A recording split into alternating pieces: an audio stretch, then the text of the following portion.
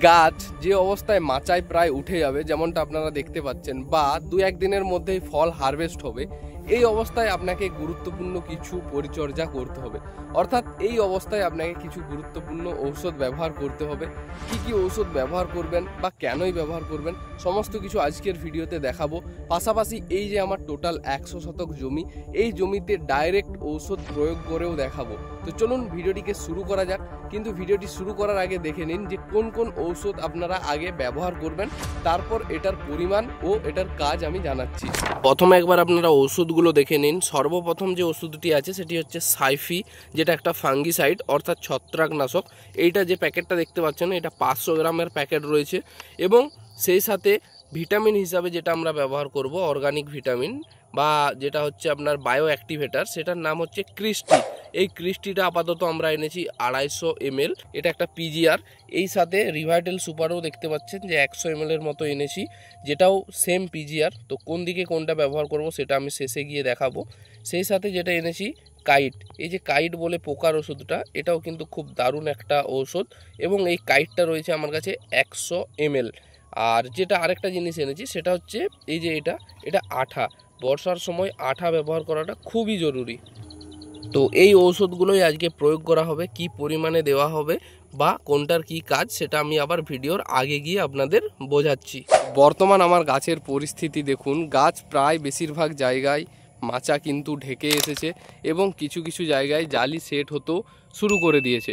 তো এই অবস্থায় যে ঔষধগুলো ব্যবহার করতে বলবো, এগুলো কিন্তু খুব একটা গুরুত্বপূর্ণ ঔষধ। কারণ এই স্টেজে, মানে এই যে গাছটা আমার আছে, এই রকম গাছ এখন বর্তমানে বেশিরভাগ কৃষকেরই রয়েছে, বা যাদের গাছের বয়স প্রায় 40-45 দিন হচ্ছে, তাদের জন্য কিন্তু এই ঔষধটা খুব কাজে লাগবে। আরও একটা কথা বলে রাখি, যে ঔষধগুলো আমরা ব্যবহার করছি, এইগুলো আপনাদেরকে যে ব্যবহার করতেই হবে তার কোনো মানে নেই। একই কম্পোজিশনের আপনারা যে কোনো আলাদা ঔষধও ব্যবহার করতে পারেন। শুধুমাত্র নিজে আমি একজন কৃষক হওয়ার জন্য আপনাদেরকে এই ঔষধগুলো আমার নিজের অভিজ্ঞতা থেকেই বলছি। তার মানে এটা নয় যে এগুলো আপনাকে ব্যবহার করতেই হবে। আপনি যদি কৃষিতে অনেক অভিজ্ঞ বা ওষুধ সম্পর্কে বিস্তারিত কিছু জানেন, তাহলে আপনারা অন্য ওষুধও ব্যবহার করতে পারেন। তো যাই হোক, আমি যে ওষুধগুলো ব্যবহার করছি সেগুলো এবার দেখুন। এবং এই ওষুধগুলো ব্যবহার করলে আশা করি গাছটা একদম হলুদ হবে না। পাশাপাশি যে জালিগুলো আসছে, প্রত্যেকটা জালি সেট হবে ও খুব তাড়াতাড়ি বড় হবে। সেই সাথে কালার, সাইজ এগুলোও অনেকটা আকর্ষণীয় হবে। তো এবার আমি ঔষধগুলো আপনাদের সামনে গুলে দেখাবো। তার জন্য আমি দেখতে পাচ্ছেন জল পরিমাপ করে নিয়েছি আমার বাটির মাপ অনুযায়ী। এই যে কাইট ওষুধটা রয়েছে দেখতে পাচ্ছেন, এটা 100 ml রয়েছে এবং এই 100 ml ঔষধটা আমরা ব্যবহার করব। আর এই যে সাইফি বলে ফাঙ্গিসাইডটা রয়েছে, এটা আমার কাছে 500 গ্রামের প্যাক রয়েছে। তো কি পরিমাণে ব্যবহার করছি সেটা আপনারা দেখুন। এই যে ছোট বালতিটা দেখতে পাচ্ছেন, এখানে এই যে বাটিটা, এর 8 বাটি জল দেওয়া রয়েছে। আর কাইট ওষুধটা রয়েছে 100 ml। তো টোটাল আমার 100 শতক জমিতে এখন 8 ব্যারেল জল লাগে। তার জন্য আমি 8 বাটি কিন্তু জল দিয়ে নিয়েছি, প্রত্যেক ব্যারেলে 1 বাটি করে দেব বলে। আপনারা চাইলে প্রতি ব্যারেলের জন্যও আলাদা আলাদাভাবে পরিমাপ করে, মানে 12 ml করে দিয়ে দিতে পারেন। তো এটা তো গেল কাইট। আমি জলে গুলে নিই, তার কারণ একটাই, যে প্রতিবার আমাকে পরিমাপ করতে হবে না। এটা একটা সুবিধা, এই কারণে, অন্য কিছু না। এরপর যেটা আছে সাইফি বলে যে ফাঙ্গিসাইডটা ব্যবহার করছি, এটা 500 গ্রাম যেহেতু ছিল, তাই আমি আন্দাজ মতো 400 গ্রাম দিয়ে দেবো। যেহেতু আমার 8 ড্রাম লাগবে, তাই প্রতি ড্রামে যদি 50 গ্রাম করে হিসাব হয়, তাহলে সেই হিসাবে আমার 400 গ্রাম হচ্ছে। এবং এই বালতিতে আমি 16 বাটি জল ব্যবহার করেছি, যাতে প্রতি ড্রামের জন্য 2 বাটি হিসাবে জল দিতে পারি। তো এই দুটো ওষুধ ছাড়া আর যে একটা ওষুধ ব্যবহার করব, সেটা হচ্ছে পিজিআর বা ভিটামিন, যেটাই বলতে পারেন না কেন। কিছুটা জমি ব্যবহার করব আমি ক্রিস্টি এবং কিছুটা জমি করব রিভাইটাল সুপার। আর যেহেতু বর্ষার সময়, তার জন্য আঠা ব্যবহার করা তো কম্পালসারি। তো ঔষধ দেখতে পাচ্ছেন গুলে নিয়েছি, এরপর ড্রামে দিয়ে দেওয়ার পালা। সর্বপ্রথম যে ওষুধটা দিচ্ছি দেখতে পাচ্ছেন, যেটা আমি 8 বাটি দিয়ে গুলেছিলাম, সেটা হলো কাইট। তো কাইটটা দেখতে পাচ্ছেন যে 1 বাটির মতো আমি কিন্তু দিয়ে দিয়েছি প্রথমের ড্রামে। এবং একদম দেখতে পাচ্ছেন পরিষ্কার স্বচ্ছ জল, যেটা একদম পাশেই কিন্তু সাবমার্সিবল চলছে, ওইখানের জলটা আমরা ব্যবহার করছি। ঔষধ সবসময় পরিষ্কার জলে দেওয়াটাই ভালো। এবার দেখুন যে ফাঙ্গিসাইড অর্থাৎ যে ছত্রাকনাশকটা ছিল, যেটা গুলে নিয়েছিলাম, সেটা কিন্তু এবার মেশিনে দিয়ে দিচ্ছি। এটা যেহেতু আমি 16 বাটি নিয়েছিলাম এবং আমার 8 ব্যারেল জল লাগবে, তার জন্য 2 বাটি একদম হিসাব অনুযায়ী দিয়ে দিচ্ছি। তো এটা ছাড়া ক্রিস্টি বলে যে ভিটামিনটার কথা বলছিলাম, এটা আমরা প্রতি লিটার জলে 2 ml হিসাবে, অর্থাৎ 15 লিটারের যে ট্যাঙ্ক রয়েছে সেই অনুযায়ী 30 ml কিন্তু পরিমাপ করে দিয়ে দেব। আগে যে ওষুধগুলো দেখালাম ওইগুলো আপনারা পরিমাপ করেও দিতে পারেন, আবার আমরা যেমনভাবে গুলে নিয়েছি আলাদা আলাদা বালতিতে সেইভাবেও গুলে নিতে পারেন, ওটা সম্পূর্ণ আপনাদের উপর নির্ভর করে। এরপর জলটা আপনাদেরকে দিয়ে দিতে হবে। তো আমরা এখানে বেশ কিছু ঔষধ একসাথে মিক্স করে ব্যবহার করছি, যেমন দেখতে পাচ্ছেন একটা ইনসেকটিসাইড ব্যবহার করেছি, এটা হলো কাইট, তারপর ব্যবহার করেছি সাইফি যেটা ফাঙ্গিসাইড, আবার পিজিআর একই সাথে ব্যবহার করেছি, আর অবশেষে যেটা ব্যবহার করছি সেটা হলো আঠা। এটা যদিও অতটা ম্যাটার করে না, তো আপনাদেরকে রেকমেন্ড করব আপনারা যদি পারেন বা জমির পরিমাণ অল্প থাকে তাহলে এত কিছু ঔষধ একসাথে না ব্যবহার করাটাই ভালো।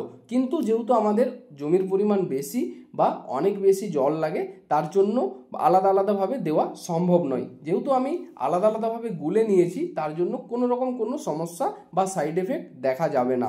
তবুও যদি পোকার ওষুধটা আলাদাভাবে আপনারা ব্যবহার করেন তাহলে কিন্তু এটার কাজ অনেকটাই ভালো দেখা যায়। তবে ছত্রাকনাশক ও পিজিআর একসাথে ব্যবহার করা যায়, এক্ষেত্রে কোনো রকম কোনো সমস্যা হয় না। আর একটা জিনিস লক্ষ্য রাখবেন, বর্ষার সময় যদি আপনারা ঔষধ ব্যবহার করেন সবসময় চেষ্টা করবেন যে কোনো কোম্পানির আঠা ব্যবহার করার জন্য, কারণ আঠাটা খুব গুরুত্বপূর্ণ ভূমিকা পালন করে এই বর্ষার সময়। তো এবার কিন্তু দেখতে পাচ্ছেন যে ঔষধ দেওয়া সম্পূর্ণ শুরু হয়ে গেছে, আর ঔষধ যে পরিমাণে প্রথম ড্রামে দেখালাম, প্রথম ড্রামে যে ঔষধগুলো দিয়েছি সেম প্রসেসে প্রত্যেকটা ড্রামেই ঔষধ দেওয়া হবে, তবে শুধুমাত্র পিজিআরটা চেঞ্জ করা হবে, মানে একটা সাইড রিভাইটাল সুপার দেওয়া হবে এবং অপর সাইড ক্রিস্টি যেটা ব্যবহার করছি, বাকি সব কিছু একই থাকবে। অনেকেই আমাকে জিজ্ঞাসা করে এই ধরনের মাচা, অর্থাৎ এই যে ফ্ল্যাট মাচা করি আমরা দীর্ঘ লম্বা লম্বা, এই মাচাগুলোতে ঔষধ দেওয়া সম্ভব কিনা, বা যদিও ঔষধ দেওয়া সম্ভব কিভাবে এই মাচাগুলো আমরা ঔষধ দিই। এবং আরও একটা জিনিস দেখুন যে পাইপটা দীর্ঘ প্রায় 70 ফুট লম্বা। আমি এখান থেকে দেখুন, এখানে কিন্তু মেশিন রয়েছে এবং মেশিন চালু রয়েছে, সেই সাথে কত দূর পর্যন্ত ঔষধ দেওয়া যাচ্ছে সেটা আপনারা ভিডিওটা দেখলেই বুঝতে পারবেন। তো এটার আমি একটা বিস্তারিত ভিডিও বানিয়ে আপনাদেরকে দেখাবো যে কিভাবে 70 ফুট পাইপটা আপনারা ব্যবহার করবেন। তো কোনো নজেল ফজেল অন্যান্য কিছু পাইপ ব্যবহার করবেন না, ওইগুলো আপনাদেরকে ওষুধ দিতে খুবই সমস্যায় ফেলবে। কিন্তু সব থেকে বেস্ট এই যে পাইপটা, এটার একটা বিস্তারিত ভিডিও আপনাদের সামনে আমি তুলে ধরবো, সেটা দেখলে আপনাদের সব কনফিউশন ক্লিয়ার হয়ে যাবে। বাকি আজকের ভিডিও আমরা এখানেই শেষ করব। তার আগে আরও দু একটা কথা বলতে চাই। এখানে আমার গাছ দেখুন, গাছের গ্রোথ কিন্তু এখন মোটামুটিভাবে সুন্দর রয়েছে। প্রথম দিকে বৃষ্টির কারণে বেশ কিছুটা আমরা পিছিয়ে গিয়েছিলাম, বা বৃষ্টির জল প্রতিদিন হওয়ার কারণে গাছের গ্রোথ একদমই ছিল না, বা গাছ হলুদ হয়ে বসেছিল। এখন বর্তমানে গাছ বেশ সুন্দর রয়েছে এবং খুব তাড়াতাড়ি বৃদ্ধি পাচ্ছে, পাশাপাশি ফুল জালিও ভালোই দেখা দিচ্ছে। হয়তো অল্প কিছু দিনের মধ্যে ভালো রকম হারভেস্টও করা যাবে। সমস্ত কিছু আপডেট আমরা পরপর দিতে থাকবো আমাদের এই জমির। তার জন্য আমাদের চ্যানেলকে সাবস্ক্রাইব করে রাখবেন এবং আমাদের ভিডিওগুলোকে অবশ্যই লাইক করে যাবেন। চলুন আজকের মতো আমরা এখানেই শেষ করছি। আর একটা কথা, আপনারা যদি ওই পাইপ গান বা মেশিনের ভিডিও আরও বিস্তারিত জানতে চান, যেটা শুধু আমি পাইপ গান বা মেশিনের উপরেই জানাবো, তাহলে অবশ্যই কমেন্ট করে জানাবেন। তাহলে সম্পূর্ণ প্রসেসটা আমি দেখিয়ে দেবো যে কিভাবে আপনারা এক জায়গায় দাঁড়িয়ে প্রায় দীর্ঘ 70 ফুট পর্যন্ত ঔষধ দিতে পারবেন কোনো ঝঞ্ঝাট ঝামেলা ছাড়াই। দেখা হচ্ছে পরের ভিডিওতে। সকলেই ভালো থাকুন ও সুস্থ থাকুন।